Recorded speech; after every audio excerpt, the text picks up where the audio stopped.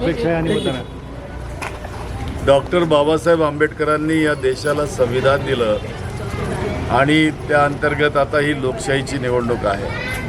महाराष्ट्रात 288 जागांवर महाविकास आघाडी लढते आहे आणि महाविकास आघाडीची विजयाकडची घोडदौड ही पुढं चाललेली आहे।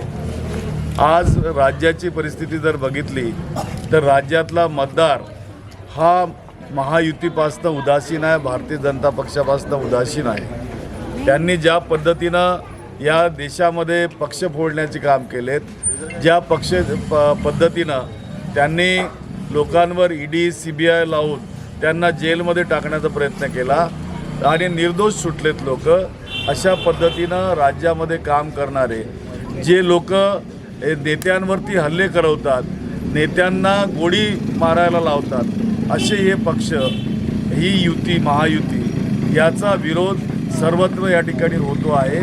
आणि हा निकाल आश्चर्यकारक नव्हे तर महाविकास आघाडीच्या बाजूने पूर्णतः तुम्हाला आलेला या ठिकाणी दिसणार आहे।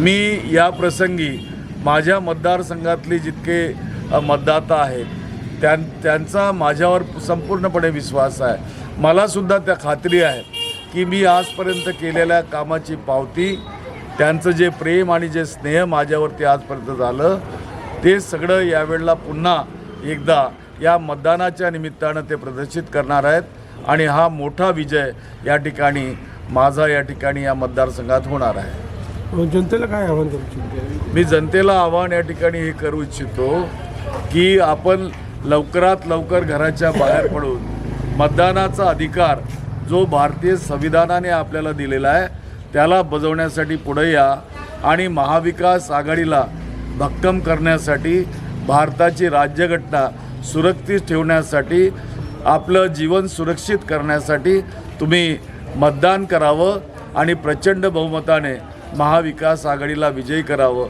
असं आवाहन या प्रसंगी मी करतो।